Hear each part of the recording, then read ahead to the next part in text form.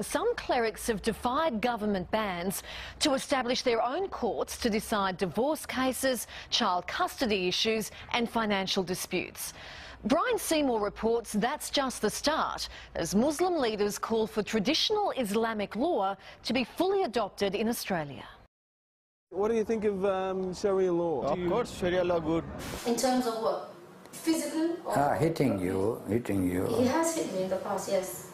He has hit me. He has hit me once. Once only? Yeah. Only once, huh?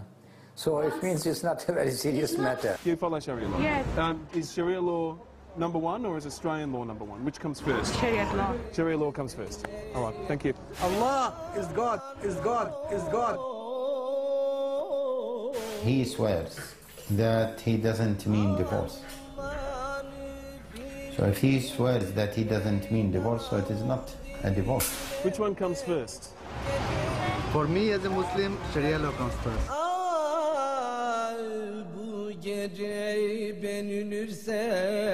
If you say raja'tu, okay, it means that you have divorced her.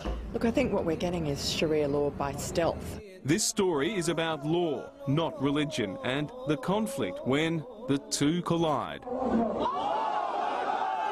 Sharia law is being practiced across Australia. In every capital city, sheikhs are dispensing Islamic justice.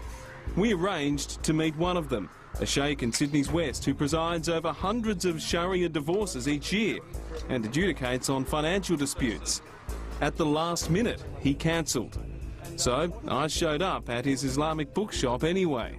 This is Islamic State become, if you want to hear it in this way. Australia basically is already an Islamic state. This is Islam. Islam is to live your life in freedom, in a happy way, in justice. Sheikh Musab Legay offers Muslims Sharia law from his base at the Islamic Welfare Centre at Lakemba in Sydney's West.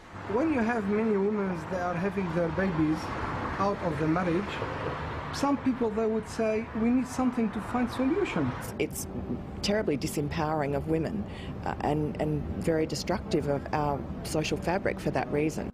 Sheikh Legay says he believes Australian law does rule our land, though like his predecessor, he does feel there is room for men to have multiple wives. Polygamy. That's what he was asking for. Well, the problem is with this 13% extra women in Australia. So you agree we should allow polygamy in Australia? I don't call for it, but I call the Australian law to give the woman rights, not to find a man. Like when you have man less than a woman. To be able to marry a man who's already married. Well, how can we find extra men? I think it's seditious because it undermines Australian law, and really if we're going to have separate laws and separate societies, we can only expect to have more division and more lawlessness. Vicky Jansen and her husband Michael live in the Melbourne suburb of Heidelberg West. They joined a community group named the Q Society, aimed at stopping what they call the Islamification of Australia. It's the way we're to be treated. We are truly treated as second-class citizens. Under anything to do with Islamic law, women are not treated equally, non-Muslims are not treated equally. Sharia law and Australian law, it will be a little bit contradictory. Should we have Sharia law in Perth, in Sydney? Yeah, you reckon? Yeah. We should have Sharia law. That's the issue causing concern and division.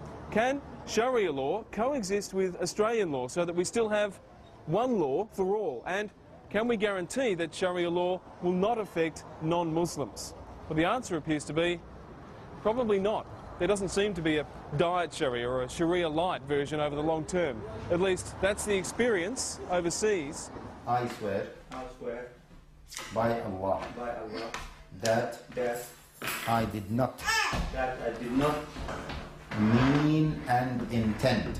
In Britain, Islamic courts like this one have operated for nearly 4 years under the Arbitration Act. Their rulings are legally binding. I swear by Allah. I swear by Allah. The anger of Allah will come upon me if I am lying. And the anger will come upon me of Allah. If I'm lying. If I am lying. A recent report found women's rights are being trampled in these courts. Under Sharia law, a woman's testimony is worth half a man's. A daughter can only inherit half as much as a son. Guardianship of children automatically goes to the father at a preset age. Men can summarily divorce their wife. Women must fight for a divorce even if her husband is abusive. And on it goes. This is just core to Sharia law, is the second-class citizenship of women. Women are lesser human beings, and so that is essentially my problem with it, and I think that should scare every Australian. News Limited columnist Miranda Devine queries whether we can adopt only some aspects of Sharia law and then stop. Sharia by stealth is really the way it's happening at the moment, and already you have, Islamic finance starting. There's talk of changing our tax laws. I think we are being held hostage by a minor perspective, by a minority view among Muslims. Professor Sharam Akbarzadeh works at Melbourne University's National Centre of Excellence for Islamic Studies.